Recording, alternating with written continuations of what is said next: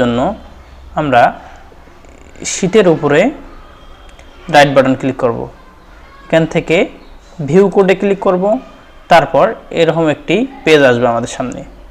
সেখানে জেনারেলে ক্লিক করে worksheet select করব। করার পর আমরা একটি লেখার মতো জায়গা পাবো। প্রাইভেট সাব ও ইন্ড সাবের মাঝামাঝি যে জায়গাটা আছে এখানে আমরা লিখব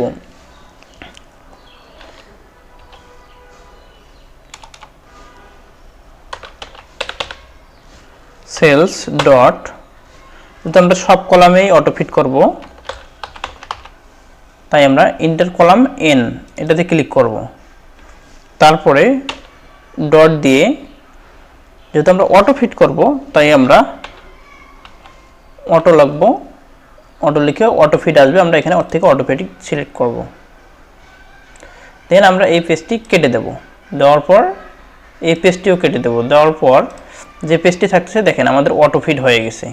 এখন যদি আমরা এখানে লিখি তাহলে অটোমেটিক ফিট হয়ে যাবে কলমগুলো।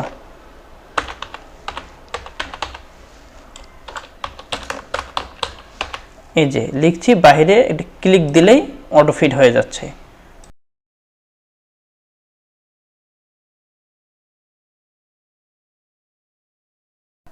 আজকে আমরা শিখব একটি এক্সেল শিটে কিভাবে কলাম কিংবা রো ফ্রিজ করা যায়। শুরু করার আগে যারা আমার ভিডিওটি দেখতেছেন কিন্তু ফলো করেননি এখনো, তারা আমার পেজটিতে ফলো দিয়ে রাখুন। একই সাথে রো এবং কলম দুইটাকেই ফ্রিজ করতে পারবো। যেমন আমি মনে করি যে আমার জন্য আর এদিকে মান্থ ইয়ার এই জায়গাটা ফ্রিজ করার প্রয়োজন।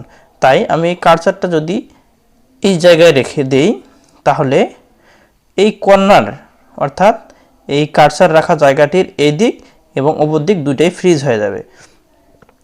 যেমন আমি এই ফোরটির উপরে কার্সার রেখে ভিউ থেকে ফ্রিজ থেকে প্রথম যে অপশনটা ফ্রিজ প্যান রয়েছে আমি এটার মধ্যে ক্লিক করে দিলাম।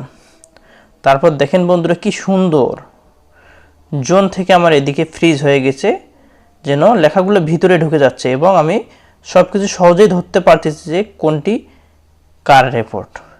এবং উপরের দিকে সব হেডিং আমি অটোমেটিক বুঝতে পারতেছি যে কোনটির রেজাল্ট কোনটা, সহজ হয়ে গেছে। তো বন্ধুরা ভিডিওটি কেমন লাগলো কমেন্টে জানাবেন।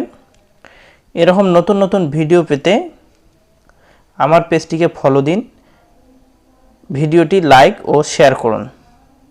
আপনাদের কোনো